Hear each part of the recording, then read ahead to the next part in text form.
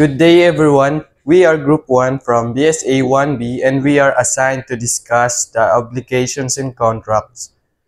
Chapter 6, which is all about rescissible contracts. In Article 1380, contracts validly agreed upon may be rescinded in the cases established by law.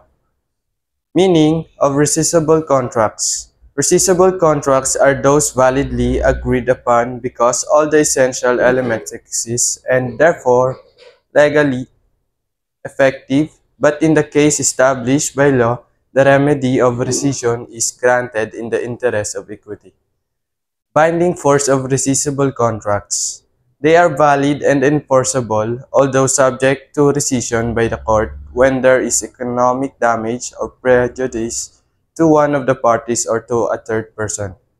In a rescissible contract, there is no defect at all, but by reason of some external facts, it's enforceable because injustice. Meaning of rescission. Rescission is a remedy granted by law to the contracting parties and sometimes even to the third persons in order to secure reparation of damages caused them by a valid contract by means of the restoration of which to their condition in which they were prior to the celebration of said contract. The following are the requisites before the remedy of rescission may be availed of. 1. The contract must be validly agreed upon. 2. There must be lesion or pecuniary prejudice to one of the parties or to a third person. 3. The rescission must be based upon a case provided by laws, especially 4. There must be no other legal remedy to obtain reparation for the damage. 5.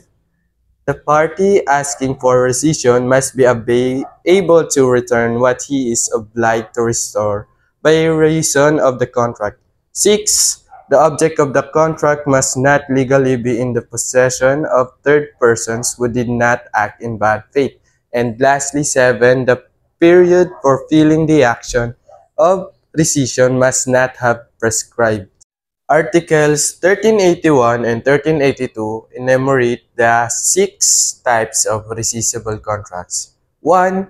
Contracts entered into in behalf of wards. A ward is a person under guardianship by reason of some incapacity.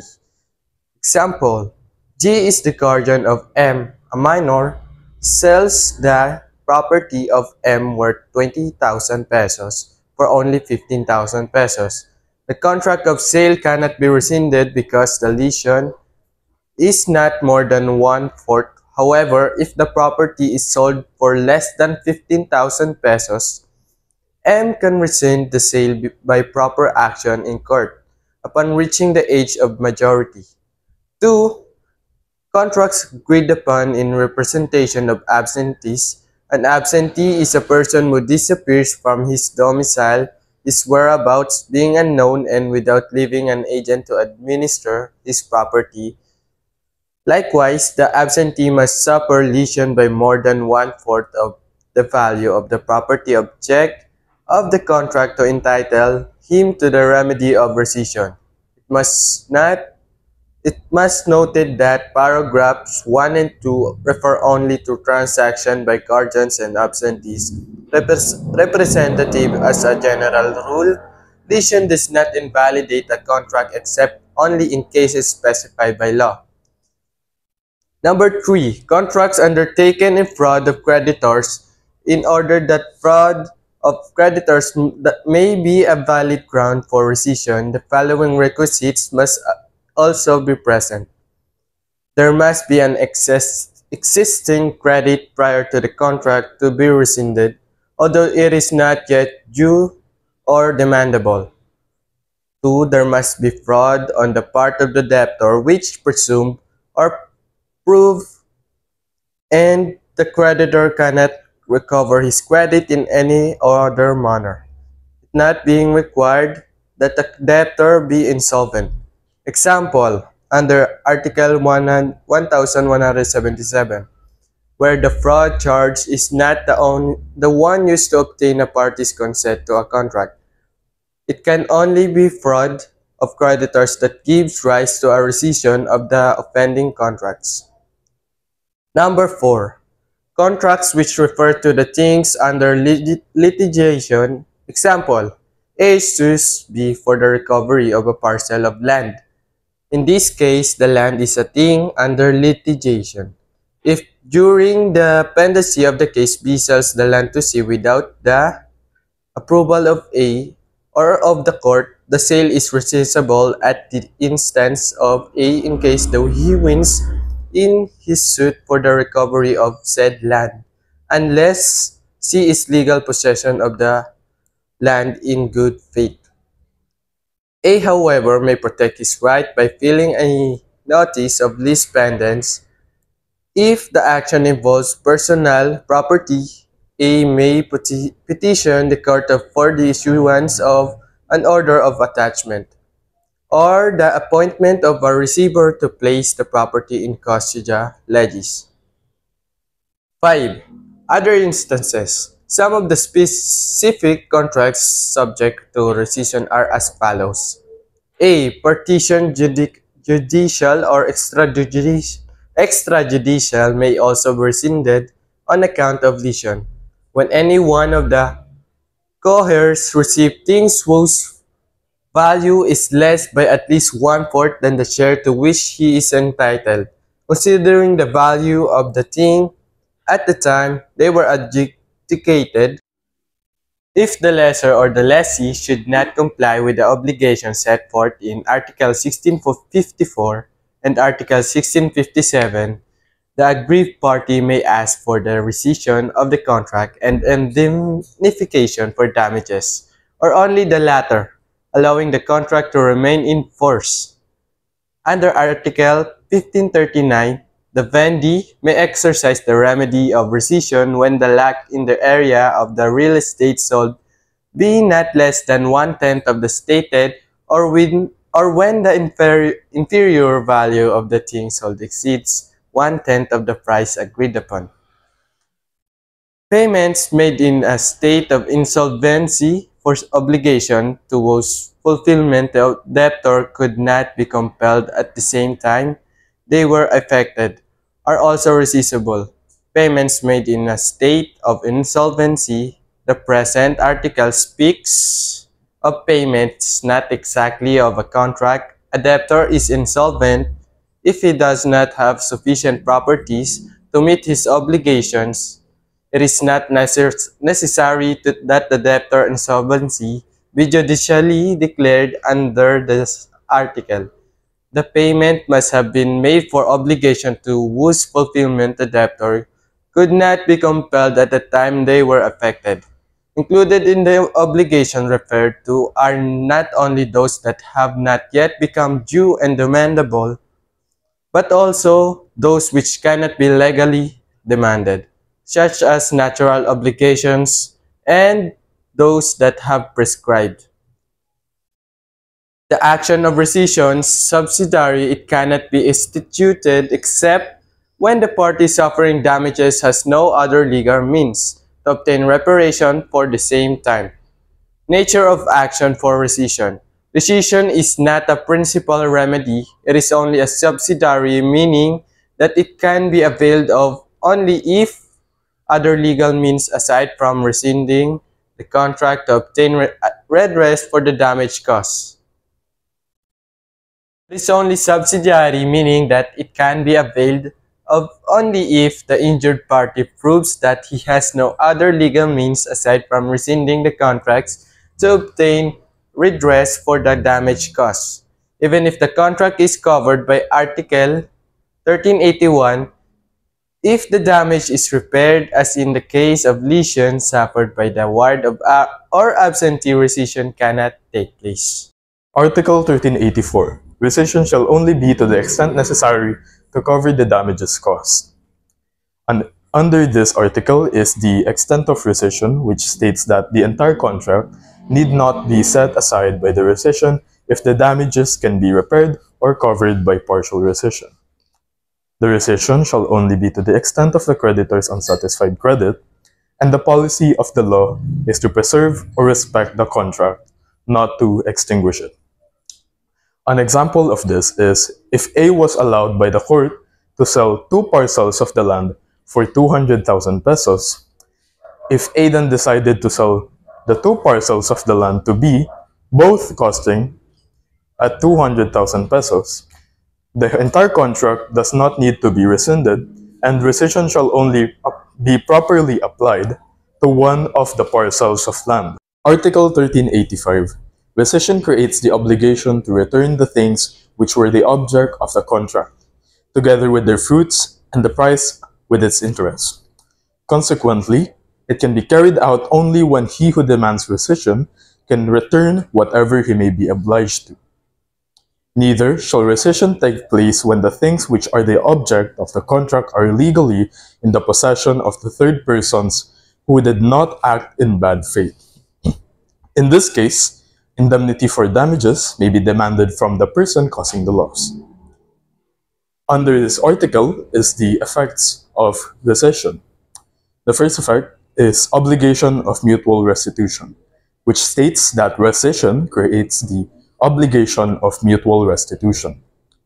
There is no obligation to restore if nothing has been received. The second effect is abrogation of contract, which states when a rescission is granted, it has the effect of abrogating the contract in all respects. The party seeking rescission cannot ask performance as to part and rescission as to remainder. Lastly, obligation of third person to restore. The clause, he who demands rescission, applies also to a third person. Of course, if the third person has nothing to restore, the article does not apply. Also, under Article 1385, when rescission is not allowed, mutual restitution is required in rescission, and this presupposes that both parties may be restored to their original situation. Hence, the remedy of rescission cannot be availed of if the party who demands rescission cannot return what he is obliged to restore under the contract. Neither shall rescission take place if the property is legally in the possession of a third person who acted in good faith. That is to say, he acquired the property and registered it in the registry of property unaware of the flaw in his title or mode of acquisition. Article 1386. Rescission referred to in Notes 1 and 2 of Article 1381 shall not take place with respect to contracts approved by the courts. Under this article are the contracts approved by the courts. If a contract entered into in behalf of a ward or absentee has been approved by the court, rescission cannot take place because it is valid whether there is lesion or not. The law presumes that the court is acting in the interest of the ward or absentee when it approves the contract in spite of the lesion. Article 1387. All contracts by virtue of which the debtor alienates property by gratuitous title are presumed to have been entered into in fraud of creditors, when the donor did not reserve sufficient property to pay all debts contracted before donation.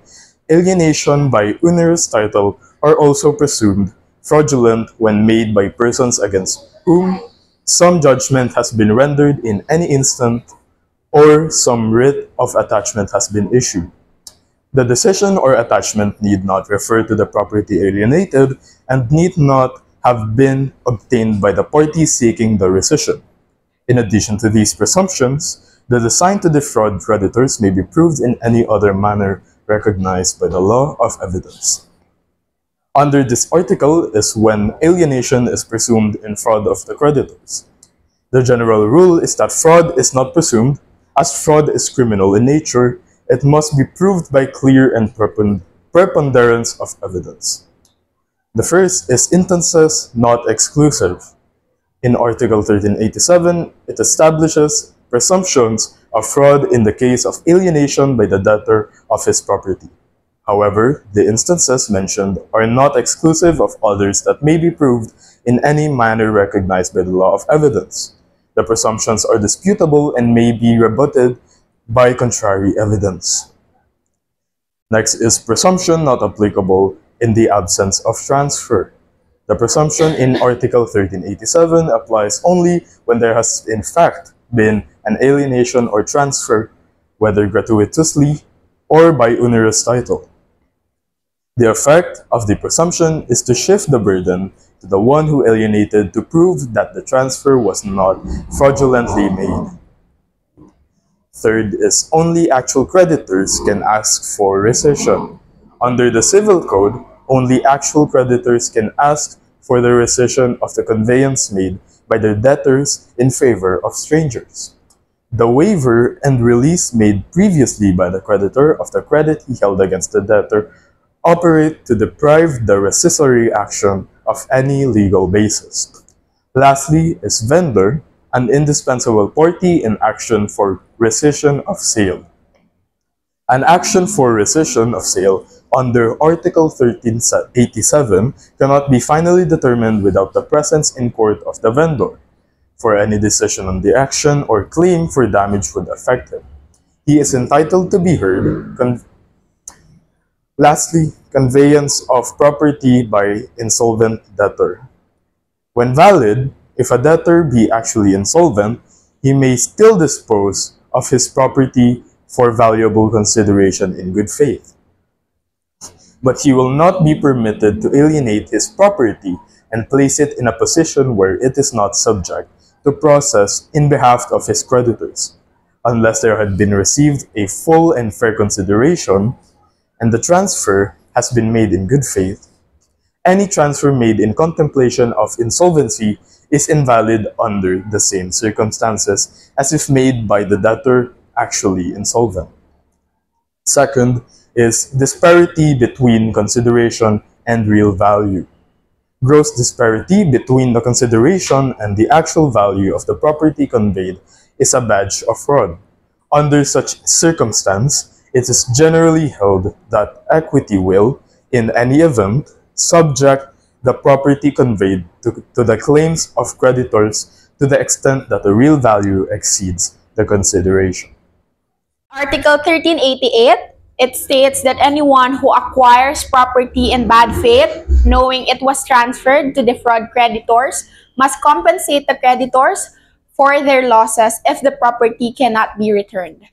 If the property was fraudulently sold multiple times, the first bad faith buyer is primarily liable, followed by subsequent buyers in order. This law protects creditors by ensuring they are indemnified when fraudulent transfer occurs, and restitution is impossible. In Article 1389, it states that an action to claim rescission must be filed within 4 years. For a person under guardianship, the 4-year period starts only after they regain legal capacity. For absentees, it begins once their domicile is known. This rule ensures timely resolution of rescission claims while protecting those who are incapacitated or missing. Period for filing action for rescission. As a general rule, the action to claim rescission must be commenced within 4 years from the date the contract was entered into. The exemptions are, first, for persons under guardianship, the period shall begin from the termination of incapacity, and second, for absentees, from the time domicile is known, persons entitled to bring action. The action for rescission may be brought by the injured party or the defrauded creditor, his heirs, assigns, or successors in interest, or the creditors of the above entitled subrogation. And with that, we will proceed now to Chapter 7 of our Obligations and Contract, which is the voidable contracts. In Article 1390, it states that contracts are considered voidable if one party is legally incapable of consenting, or if consent was obtained through mistake, violence, intimidation, undue influence, or fraud. These contracts are valid and binding unless annulled by a court. The party affected by these defects can file for annulment within a certain period. However, the contract can also be ratified or confirmed by the affected party, which makes it fully valid and binding from the start. What is the meaning, or what are voidable contracts? Voidable or annullable contracts are those which possess all the essential requisites of a valid contract, but one of the parties is incapable of giving consent, or consent is vitiated by mistake, violence, intimidation, undue influence, or fraud. They are valid unless annulled, or they are valid and binding between two parties unless annulled by a proper action in court by the injured party. Once ratified, they become absolute valid and can no longer be annulled. There are kinds of voidable contracts. A contract otherwise legal in object and operation is voidable because of a defect caused by either, first, legal incapacity to give consent, where one of the parties is incapable of giving consent to the contract, or two, violation of consent, where the vitiation is done by mistake, violence, intimidation, undue influence, or fraud. Annulment. What is annulment? Annulment is a remedy provided by law for reason of public interest for the declaration of inefficacy of a contract based on a defect or vice in the consent of one of the contracting parties, in order to restore them to their original position in which they were before the contract was executed. In Article 1391, it declares that an action for annulment of a contract be filed within 4 years. The 4-year period starts depending on the cause, from the end of coercion of the cases of intimidation or violence, from discovery for cases of fraud or mistake, and from the end of incapacity for minors or incapacitated persons. This rule protects parties from defective consent while ensuring legal certainty. Period for filing action for annulment. The 4-year period for bringing an action for annulment of a voidable contract is reckoned.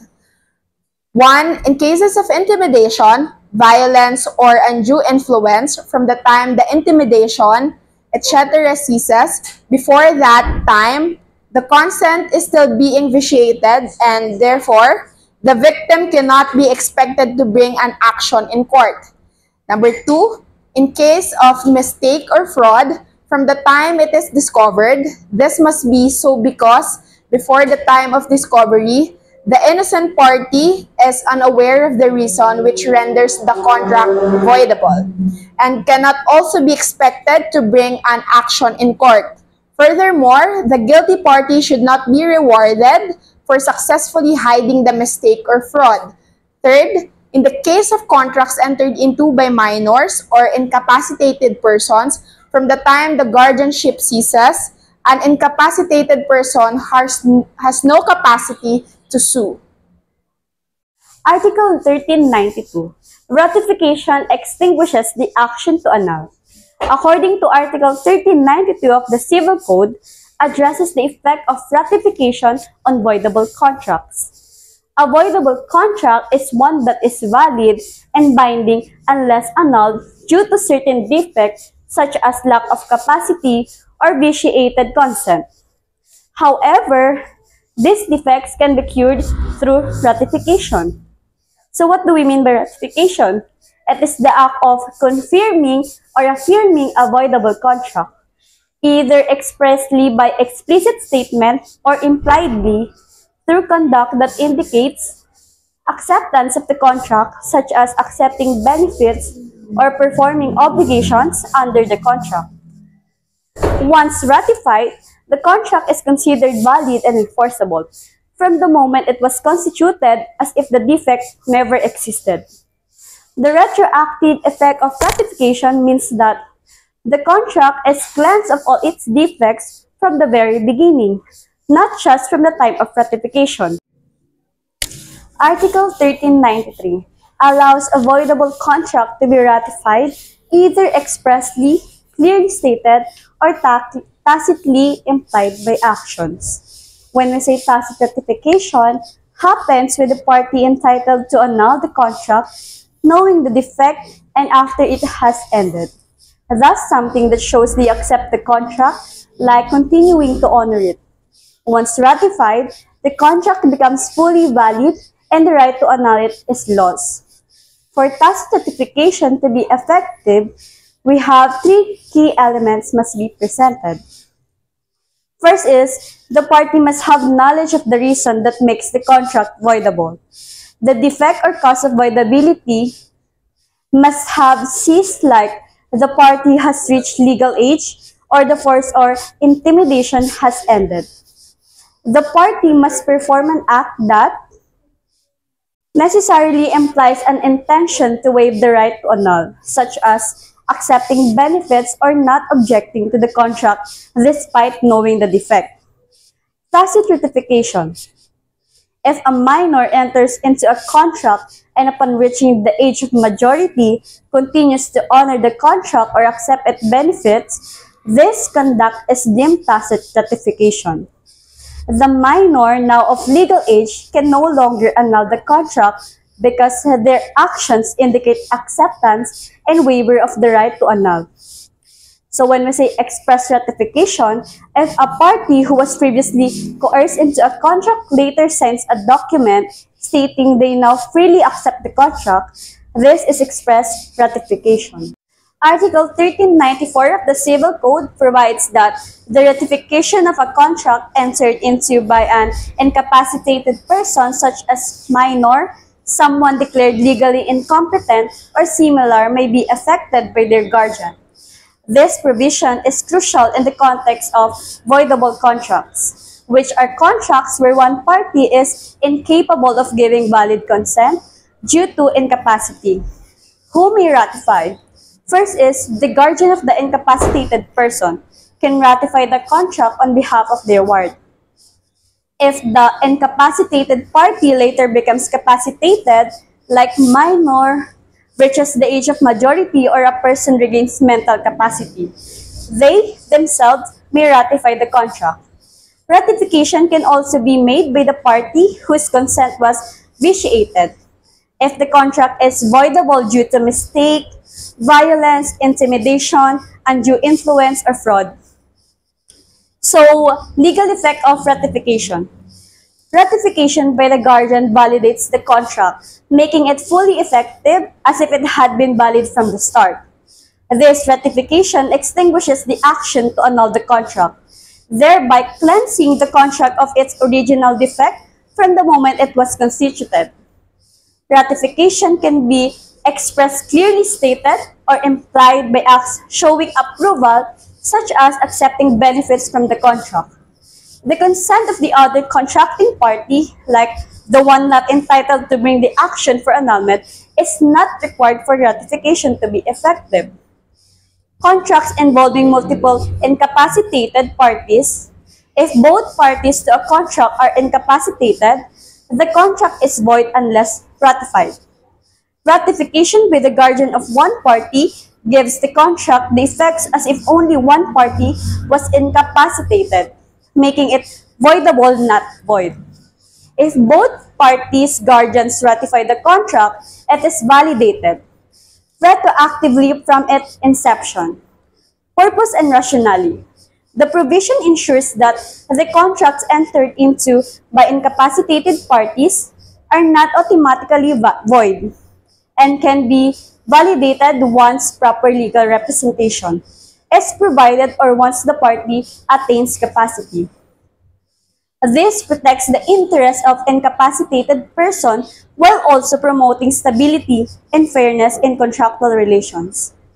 For example, if a minor sells property and the contract is later ratified by the minor's guardian, or by the minor, contract becomes valid and binding from the date it was originally made. Article 1395 of the Civil Code establishes that ratification of a voidable contract does not require the conformity or consent of the contracting party who does not have the right to bring an action for annulment. This means that only the part entitled to annul the contract or their legal representative needs to ratify it for the contract to become fully valid. Ratification is considered a unilateral act. It is performed solely by the party who has the right to annul the contract, typically because their consent was vitiated, like due to mistake, fraud, intimidation, undue influence, or incapacity. By ratifying this, party waives the defect in their consent, thereby curing the contact of its voidable character and making it fully effective from the moment it was constituted. No need for consent from the guilty party. The party who caused the defect, sometimes referred to as the guilty party, does not have the right to annul the contract, and consequently, their consent is not required for ratification.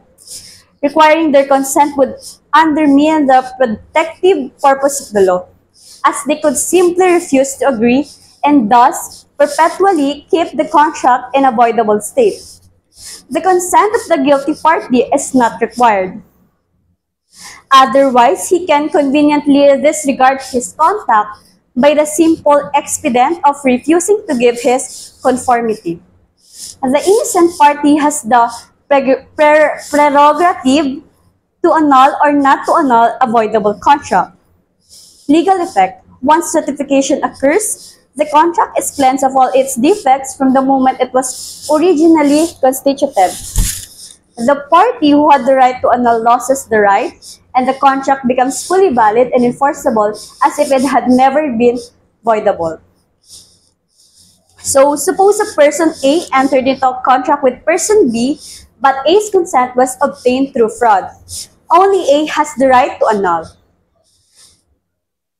If A chooses to ratify the contract, for example, by accepting benefits under the contract with full knowledge of the fraud, the contract becomes valid. This agreement or consent to this ratification is not necessary.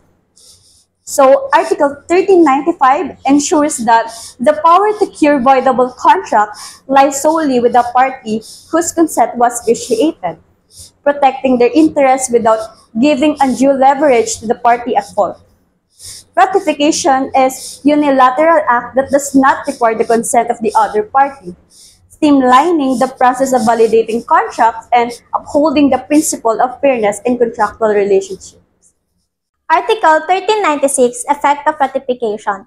Ratification cleanses the contract from all its defects from the moment it was constituted.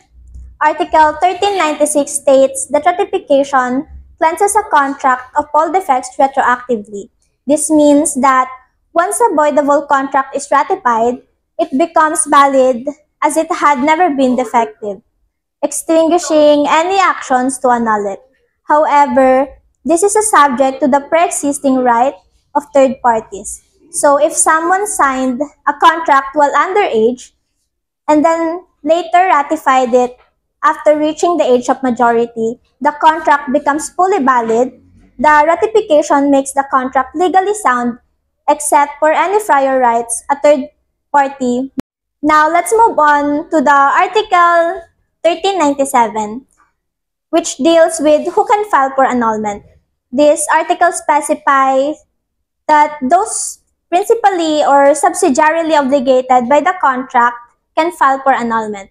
However, there are exceptions. A capable party cannot use the incapacity of the other party as grounds for annulment. Furthermore, the party responsible for the contract's defect through intimidation, violence, undue influence, fraud, or mistakes cannot use that defect as a basis for annulment. This person who wasn't directly involved in the contract cannot seek annulment. Only parties with a direct interest in the contract and who are victims of the defect can file for annulment. Third parties must demonstrate a significant detriment directly resulting from the contract to have standing. The guilty party or their successors are also barred from seeking annulment. Return what they received under the contract, including fruits and interest. The goal is to restore both parties to their pre-contractual positions. Duty of mutual restitution upon annulment. If the contract is annulled, the parties, as general rule, must restore to each other, firstly, the subject matter of the contract with its fruit, and secondly, the price thereof with legal interest. Like in rescission, the purpose of the law is to restore the parties to their original situation by mutual restitution. The fruits must be returned because the party who received them had no right to enjoy the same. The interest must be paid because the party who received the money had no right to use it. In personal obligation, where the service had already been rendered, the value thereof with the corresponding interest is the basis for damages. Recoverable from the party benefited by the service. Upon annulment of a contract, both parties are required to restore what they received under the contract, including any fruits or benefits, and to return the price with interest. This restoration must happen unless specific legal provision states otherwise. In the situation where service has already been rendered, the value of the service plus interest becomes the basis for damages. For example, if a contract for painting a house is annulled after the painting is completed, the painter would be entitled to payment for the work done. Article 1399, Restitution Obligations of Incapacitated Person. Article 1399 provides an exception to the general rule of mutual restitution. If the defect arises from the incapacity of one party, the incapacitated person only needs to return benefits received to the extent they profited from the transaction. They are not obligated to make full restitution unless they personally benefited. An exception to the rule of mutual restitution is also provided in Article 1427. This article clarifies that if the defect in the contract arises from the incapacity of one party, that incapacitated person is only required to return benefits received to the extent they have gained from the contract. Thus, they are not obligated to make full restitution unless they have benefited from the transaction. So, if a minor received the benefit from a contract, they'd only have to return that benefit, not necessarily everything they received. The other party, however, must return what they received regardless of whether they benefited. Article 1400. Whenever the person obliged with the decree of annulment to return the thing cannot do so because it has been lost through his fault, he shall return the fruits received and the value of the thing at the time of the loss, with interest from the same date. Effect of loss of the thing we return. First, if the thing to be returned is lost without the fault of the person obliged to make restitution, there is no more obligation to return such thing, but in such a case, the other cannot be compelled to restore what in virtue of the decree of annulment he is bound to return. Second, if it is lost through his fault, his obligation is not extinguished, but is converted into an indemnity for damages consisting of the value of the thing at the time of the loss, with interest from the same date and the fruits received from the time the thing was given to him to the time of its loss. Example, S sold his plow and carabao to B. On the petition of S, the contract was annulled by the court, but the carabao died in the possession of B through his fault. Under Article 1400, B must pay the value of the carabao and the time of it on the value of the carabao at the time of its death, with interest from the same date. If the carabao had given birth, the young must also be delivered as the fruit of the carabao. Article 1401. The action for annulment of contracts shall be extinguished when the thing which is the object thereof is lost through the fraud or fault of the person who has a right to institute the proceedings, if the right action is based upon the incapacity of any one of the contracting parties.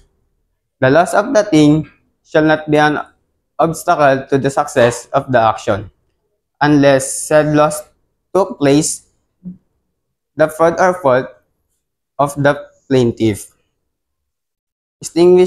Extinguishment of action for annulment. First, if the person who has a right to institute an action for annulment will not be able to restore the thing, restore the thing which he may be obliged to return in case the contract is annulled because such thing is lost to his fraud or fault. His right to have a contract annulled is extinguished if the loss is not due to his fault or fraud. Article 1402 applies the action for annulment shall be extinguished only if the loss is through the fault or fraud of the plaintiff. Second, the right of action is based upon the incapacity of any one of the contracting parties. Whether the right of action based upon incapacity or not, the rule is the same. Article 1402, as long as one of the contracting parties does not restore what in virtue of the decree of annulment is bound to return, the other cannot be compelled to comply with what is incumbent upon him. Effect where a party cannot restore what he is bound to return when contract is annulled, a reciprocal obligation of restitution is created. The return by one party of what he is obliged to restore by the decree of annulment may be regarded as a condition to the fulfillment by the other what is incumbent upon him. In effect, there will be no annulment if the party cannot restore what he is bound to return. This is true even if the loss is due to a fortuitous event. Example of this: B forced S to sell the latter's horse. The contract was annulled by the court at the instance of S. If the horse died through the fault of B, Article 1402 governs. If the horse died due to a fortuitous event, S can refuse to return the purchase price, with or without the fault of B. S, as injured party, has the right to demand the value of the horse with damages.